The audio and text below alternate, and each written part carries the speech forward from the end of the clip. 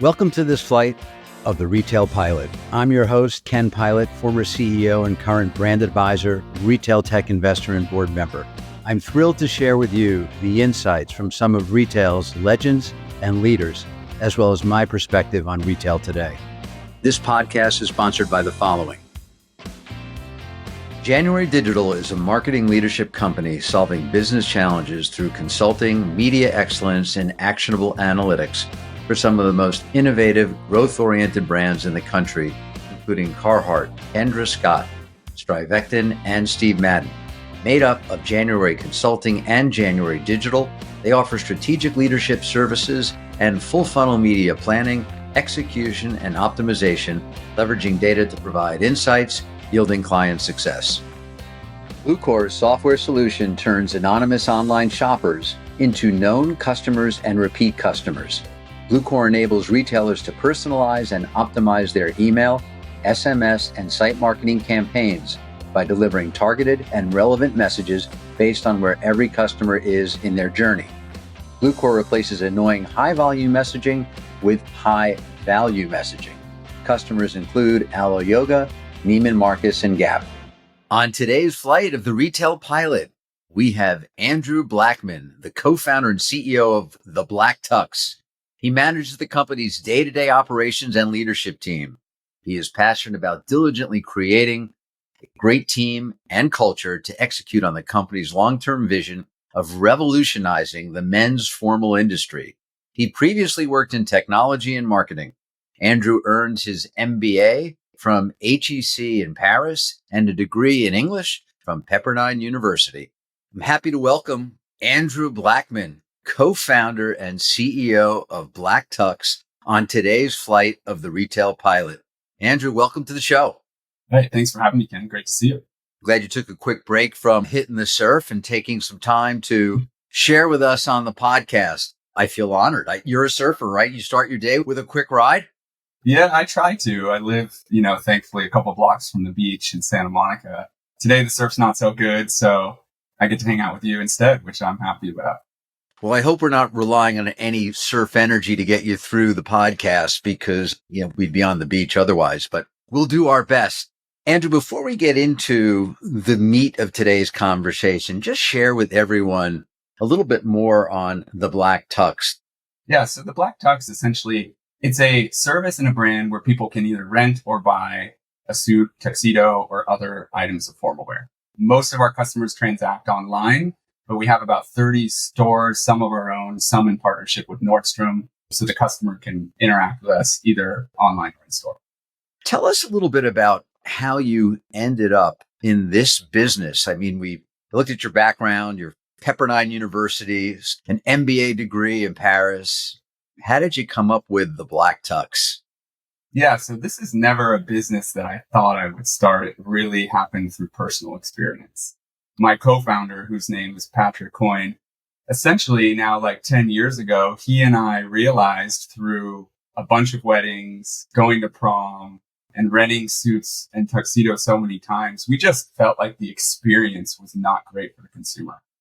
And, we had done it many times. And essentially every time we were there for one of those important moments that I mentioned, usually a wedding or a prom, we were usually wearing something that felt like it was too big, a polyester suit. We kind of just felt like unconfident for these important moments in life.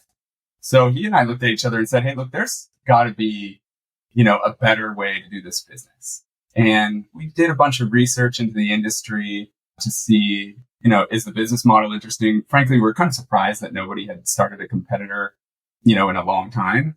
And the more we dug in, the more we were like, this is really an interesting business model. The customer experience is not great.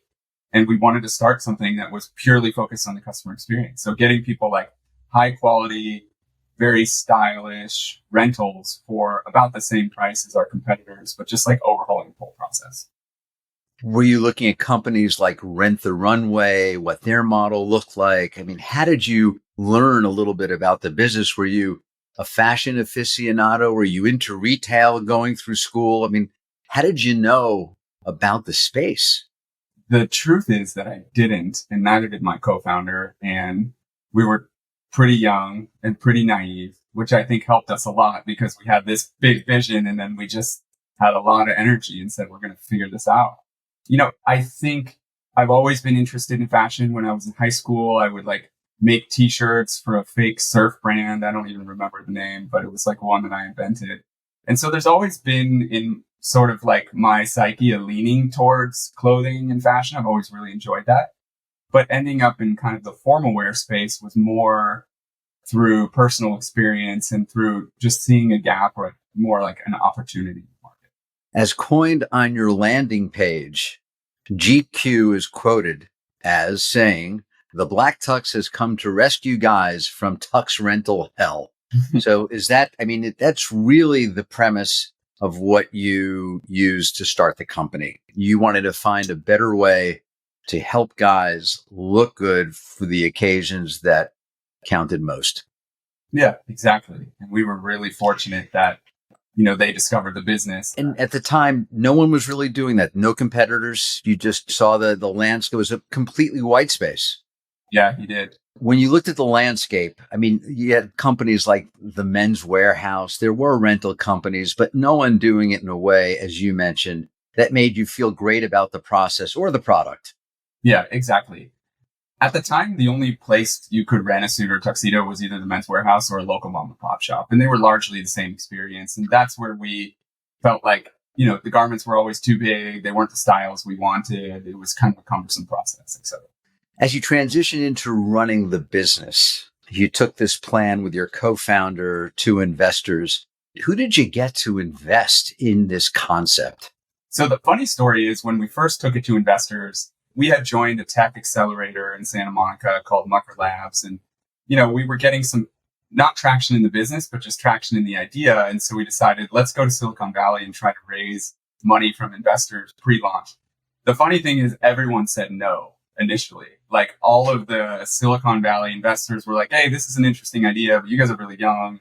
Let's track it. And I think in Silicon Valley, a no is more like a maybe, like let's stay in touch and see what happens. And so we ended up just launching the business kind of scrapped together with, our own and kind of friends and family money, anything we could get. But the great news was that we made a lot of traction early. A lot of people really liked the concept. And so we had a really long waiting list almost initially from launch, which was in about June 2013. And once we had that waiting list, we were able to go back to a lot of these investors and a lot of them wanted to invest. So the first round we ever did was through Layer Ventures, first round capital, Crosscut, Menlo Ventures, and kind of like just an amalgamation of venture capitalists who like the concept and then also like kind of like the branded retail space. And to launch this concept in terms of infrastructure and capital required, talk a little bit more about that, because not the easiest business to necessarily organize and run in terms of owning inventory and maintaining a clean inventory once the product has been returned. Yeah, this is a capital intensive business because if you think about our warehouses, and they've obviously vastly improved since the early days, but the warehouses have dry cleaning, tailoring, cobblering, and so many value add services that you can't use a third party. You basically can't launch this business with ease. You really have to build an infrastructure.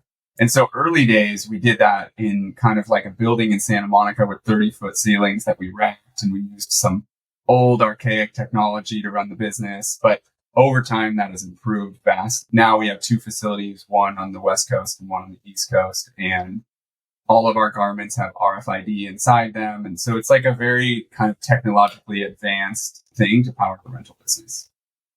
You mentioned dry cleaning. I think I read somewhere that Rent the Runway is the largest dry cleaner in the United States, which doesn't surprise me. Maybe it does. You must have a huge dry cleaning operation, because I can only imagine what these rentals must look like after that big life-changing moment event is over and comes back to you. Yeah, you're absolutely right, Ken. We have probably not as large as Rent the Runway, but we have huge dry cleaning facilities and a lot of dry cleaning machines. And the garments do come back to us, hopefully in good shape, but sometimes, it's like a groomsman in a wedding and it's clear that he jumped in a pool in the suit and it's sent back to us in a box and it's all wet and we have to figure out how to clean it if we can. So the amount of things that we get back in the box and the different kind of quality that the suit is in varies widely. And so we've gotten very good at taking something and making it look like new after it's been worn. You've been around for 11 years. The business has grown considerably since you guys came up with the concept. Again, underscoring, didn't know the space, didn't necessarily have an understanding of retail, which I hear you probably helped because you just went ahead and did what you didn't know without having any preconceived notions or limitations based on what you might have known. But after 11 years, your business is now profitable. Yep. And I know we can't talk about volume as you're privately held, but give us just a sense of maybe suits rented per year or transactions, because it's a large business, much bigger than people might think. Yeah, it is much bigger than people might think. To date, we have rented to over 2 million people over the life of the business. This year, we'll do somewhere around 400,000 orders. So it's a big business, and we have about 350 employees at the moment, which varies based on kind of what time of the year, because it's a pretty seasonal business as well. But yeah, we're very fortunate. I think we have had a great reception from customers, and we really focus on the customer experience of the business growth. Much of it has spread just via word of mouth, which, we feel very thankful for. And you've grown from your own site, your own locations. Now you're also in Nordstrom stores, making product available to the customer through Nordstrom, but you're adding categories as well, and even concepts. I noticed that you're now wedding rings are available on your site, as well as the ability to buy a tuxedo and or buy a suit. When did the whole purchase versus rent come into play, and how important to you or to Black Tux is that part of the business today? Yeah, so essentially that came through customer requests. Customers would rent our garments and they would basically say, hey, this is the first time I've worn a suit that fits me or a suit that I like. I just want to keep this thing. And oftentimes they would keep the rental and just pay the replacement fee so that they could keep this garment that they really like. And so we started noticing that and realized, hey, if we offer these for sale, people are going to want to buy them as well. And so we launched that kind of right after COVID. It took us a while to launch it because COVID was tough on the business. But post-COVID, we launched the ability to buy almost anything that you can rent. You can buy the rental version after you rent it. So think about it as almost like you try it on with a rental and then keep it if you like it, or you can just buy a new one up front. It's an important part of the business for us. It's not large, like most of our revenue is coming through rental, but that's a growing part of the business, which is nice. And we want to be able to offer both to the customer. Like, my vision is people would come into a Black Tux store or go online or go into one of our store or showrooms in Nordstrom, and they would be able to sort of use formal wear in the way that they want. If they want to rent it, they can. If they want to buy it, they can. If they want to rent to keep, they can as well. So it really came from customers asking us. And so it's been around for about 3 years for us now. Is it a rent to buy model? If I rent the tuxedo for $150, $195, is that amount discounted from the price of the purchase or no? Yeah. So if you rent to buy, yes. So you'd rent for about that price, and then we will email you and say, hey, if you want to keep it, here's the additional amount that you need to pay to keep it. So, a fair amount of customers take us up on that. More customers just buy it new outright, though, because I think they might want to tailor it for their event, something like that. So a higher portion are just buying from the get-go. So as you know, I've been doing some work with Not Standard on the made-to-measure front, and I think there's some energy and excitement that we've discussed about potentially looking at doing something together on the made-to-measure side as a way to offer maybe a bespoke portion to the business.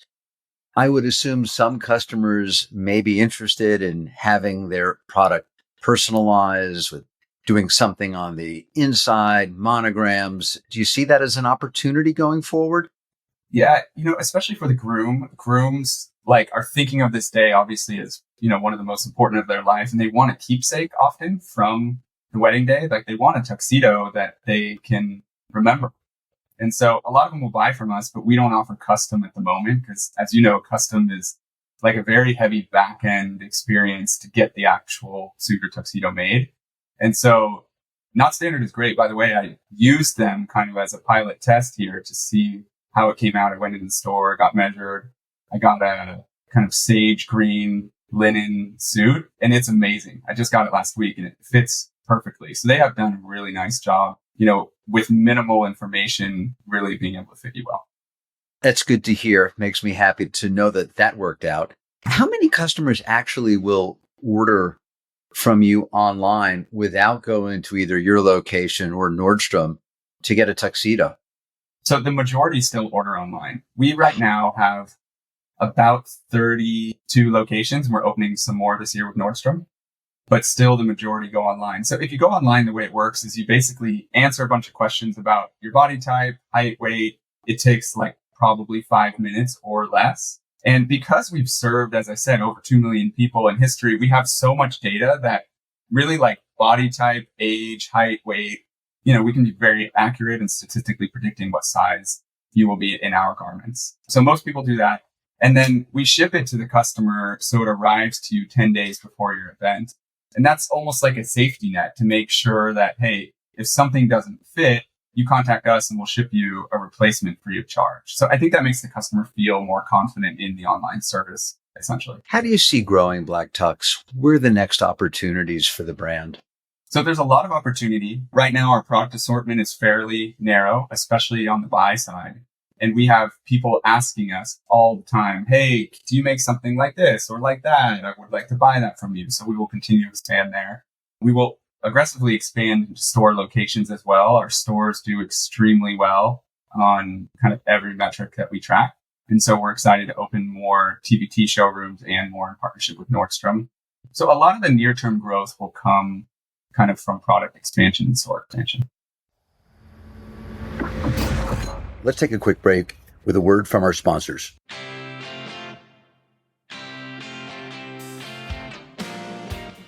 Predict Spring is a global point-of-sale platform live in 22 countries. The platform includes mobile POS, endless aisle, fulfillment, inventory management, and clienteling, creating a true omni experience for customers and associates. Predict Spring powers Suit Supply, Converse, Lovesac, Decium, Janie and Jack, and Bouclair. And you recently purchased a jewelry company. It's not only that you're showing rings online, but you actually invested in a jewelry company. Yeah, let me tell you a little bit about that. So we saw the men's wedding band space, and it seemed kind of similar to the tux rental space when we first started it. Be that guys were generally confused about what to do.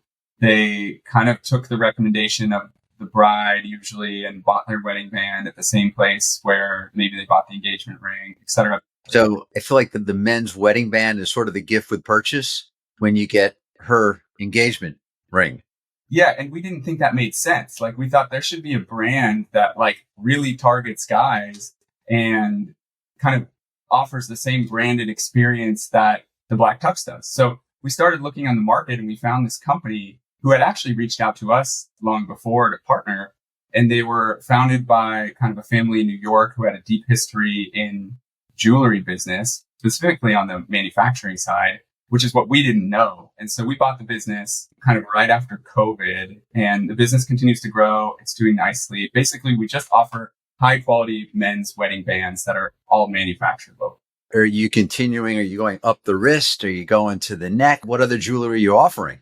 Yeah, so we offer things on the wrist and on the neck as well. We focus mostly on wedding bands because that's who our customer is. But we do actually sell quite a bit of, chains and bracelets and things like that. I think men's jewelry has definitely become more in vogue over the last couple of years and continues to move in that direction. So I like this space. I think it's interesting. I see it as an opportunity almost because, and I see you're wearing a watch, but I think watches have really suffered the fate of your phone. Because I don't need a watch for time. And actually the time is never as accurate on my watch as it is on my phone. So if you take away the watch, you could be down to a wedding ring, or whatever you got on your other wrist. So I think that could be part of the opportunity. Totally. I think that makes sense. Guys, I think increasingly want opportunities to express themselves and kind of show who they are, whether it's through clothing or jewelry. That's been kind of one of my major observations since starting the business. At the beginning, it was like people only wanted to rent a black tux, a white shirt, and a black bow tie. Now people are looking for all these like creative black tie options, or they're looking for like linen, double breasted, pleated suits. So there's so much more kind of self-expression through menswear, which I'm excited about. I think that's really fun to be a part of. Yeah, it's interesting, on the jewelry side, certainly as you get older, there's less shit that you can do. So for me, like adding another bracelet or getting a necklace, it's something to do. It's kind of recreational. Yeah. But going back to what you just said, the creative dressing seems to be very important, where something like a custom or made to measure could be terrific because it can fill a void and eliminate the need to carry a lot of inventory on what could be a big markdown if you get it wrong. Yeah. What about the women's space? I mean, I would think that's an opportunity on the bridesmaid side, or, same-sex marriages, or she wants the tuxedo. How many women do you think in your business today that you're actually dressing? And is that an opportunity? Yeah, so we are dressing women, and we, get a lot of them reaching out to us. The issue right now is all of our silhouettes are designed for a male body.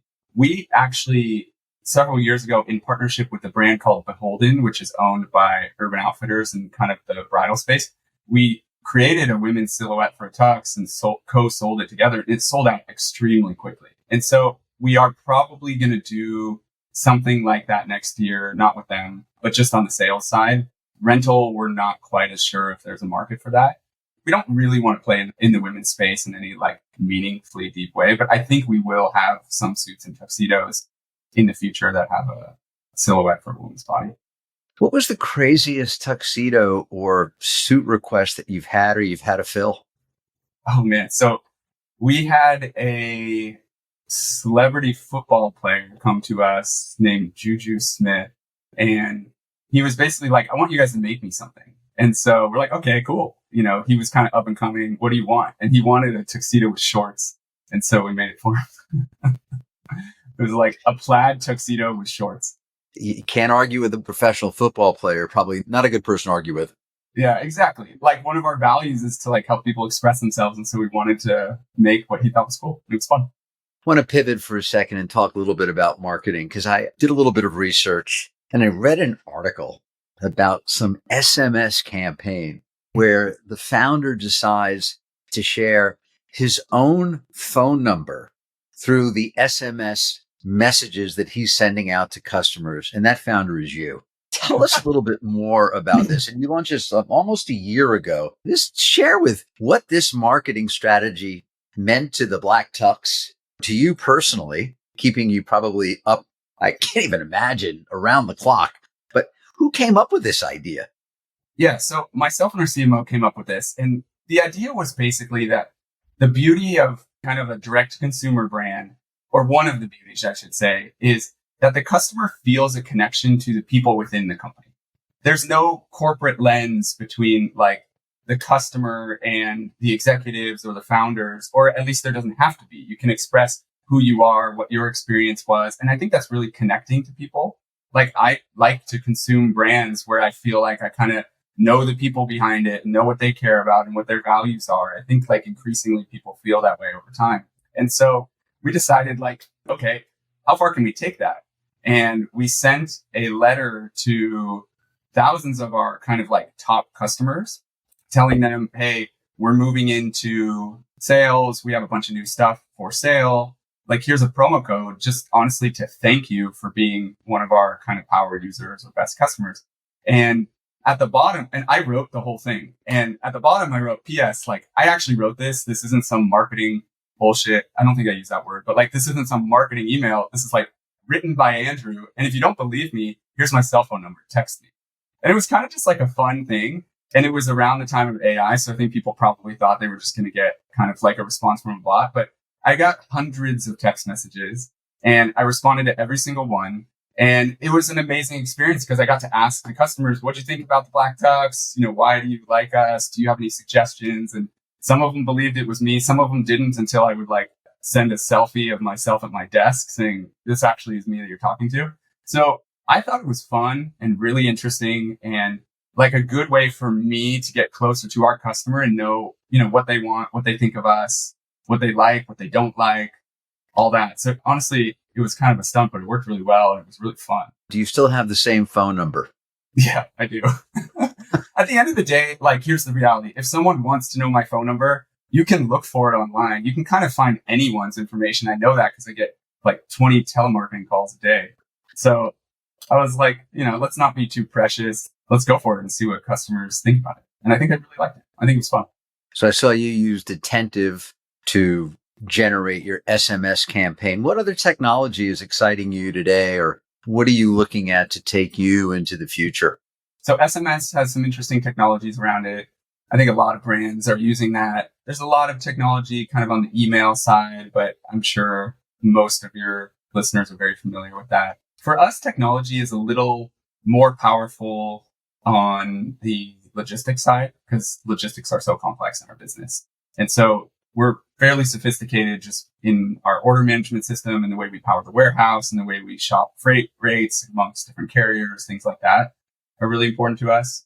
And then Shopify is the one technology that I will shout out as like unbelievably powerful and just like an amazing business.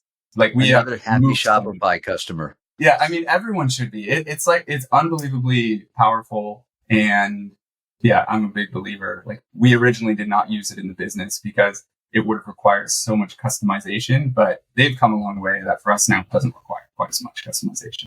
Let's talk a little bit about leadership. I mean, as you said, you guys just kind of started this business. So there wasn't a legacy or a history of working for others, learning from retail leaders. How would your team describe you as a leader? That's a great question. I would hope they would describe me as kind of thoughtful, attentive to their needs, good at placing a long-term vision and motivating people to go after it. It's hard to know. I'd love to ask them. I probably should. But leadership for me, like when we started the business, we were about either 26 or 27. And to your point, I had very few jobs because I went to college and then I went to business school in Europe. And so I didn't have that experience of like working for an amazing leader. I had some jobs where there were good leadership roles above me, but never in the retail space. And so, when I started this, I thought of leadership and team building as like an immense privilege that I should really take very seriously. So like the culture of the company in some ways is a reflection of, I think, the founders and the executives in the business. And so I just personally really invested in my own personal development through using a leadership coach, kind of like from day one to now, which I think has really helped me a lot. And just been very diligent about creating a place that people want to go to, that stands for something, that is oriented towards giving people what they individually need to be the best and most successful versions of themselves. And I've made probably tons of errors along the way as well, but it's been an amazing learning experience.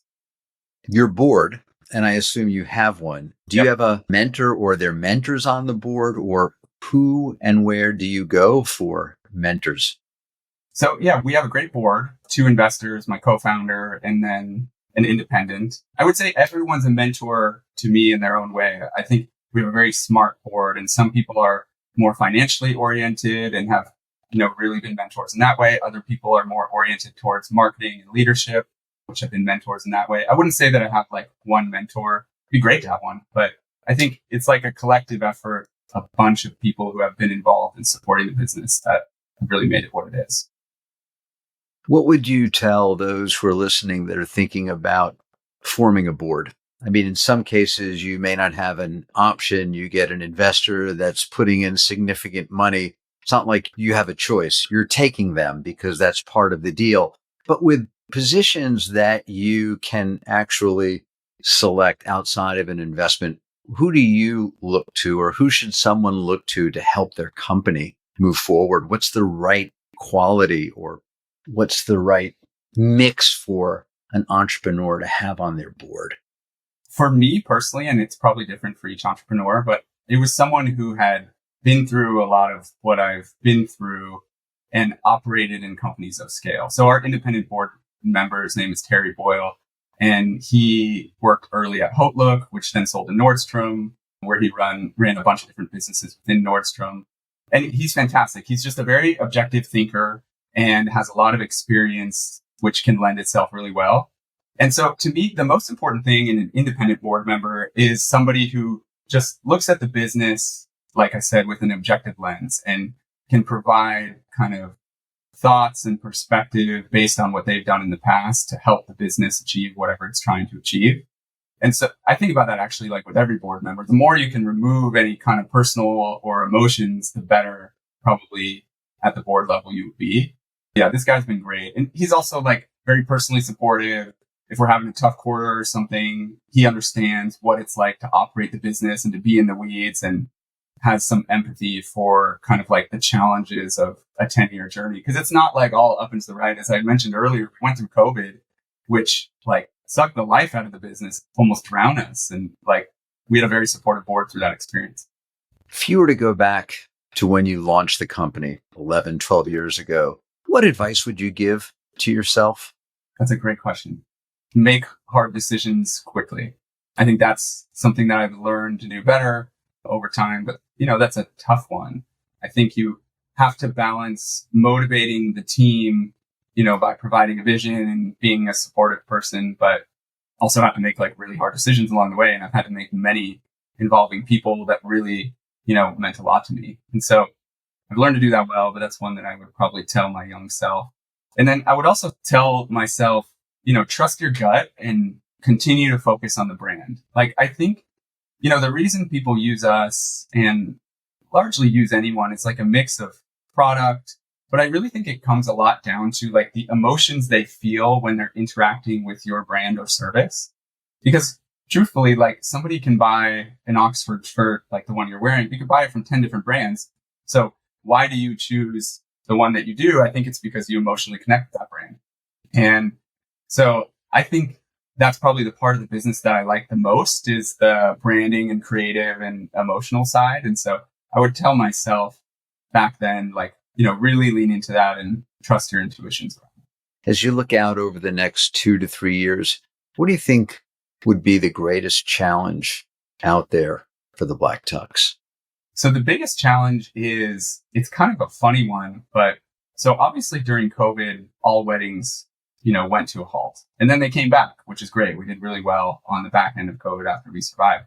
The thing that we didn't really realize is during COVID, when people were at home for a very long time, less relationships were being formed, which downstream results in less weddings. So in 2023, there was kind of a record low engagements, which means there's less weddings this year during a normal year. Obviously, that will rebound next year and in the following year, and we'll have some tailwinds. But I think the challenge for us is there are no market tailwinds right now. If anything, there are just headwinds because of, this engagement thing that I'm talking about. And so making sure that we are launching new product, opening new stores, that we can grow through the period of headwinds, which we are, is probably, the biggest near-term challenge. I guess that's where also just product expansion or brand extension will be important as well. Exactly. You nailed it. All right. Ready for rapid fire? Let's do it. All right. Which person or celebrity are you most excited about wearing the Black Tux? So this is a nerdy one, but I like rock climbing. And there's a guy named Alex Honnold who wore the Black Tux in the early days. He's a pretty famous rock climber. He had like a very successful documentary. And we've had a bunch of celebrities wear us, but like when I saw that he wore us, I was excited. That was fun for me. Did he wear that actually climbing, or was it just to get married or go to an event? I think for an event, and hopefully maybe he wore climbing, but I haven't doubt it. I mean, that would be a good campaign. That'd be a great campaign. I agree. Alex, if you ever hear this, let's do a campaign. I would love that. Favorite stream show? So right now, I like the show The Three Body Problem on Netflix. It's like a sci-fi show that recently came out. I read those books and I thought they were fantastic. It's a good show. Who would you most like to meet?